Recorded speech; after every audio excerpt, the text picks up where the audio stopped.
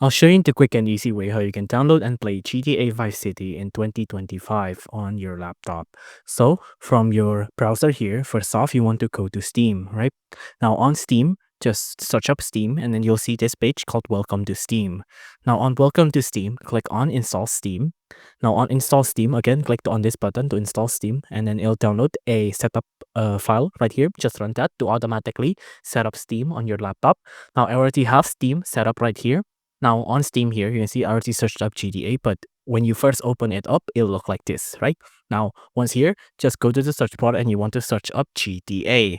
Now on GTA, you'll see there's a couple of GTAs that will come up, but the one you want is of course Grand Theft Auto Vice City, the definitive edition.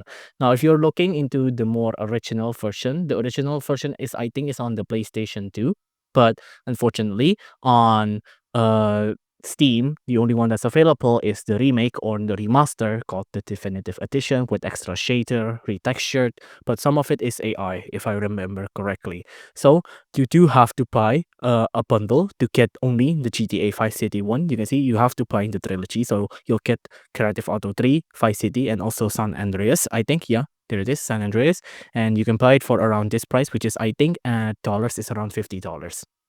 If you enjoyed this video, please do consider liking and subscribing.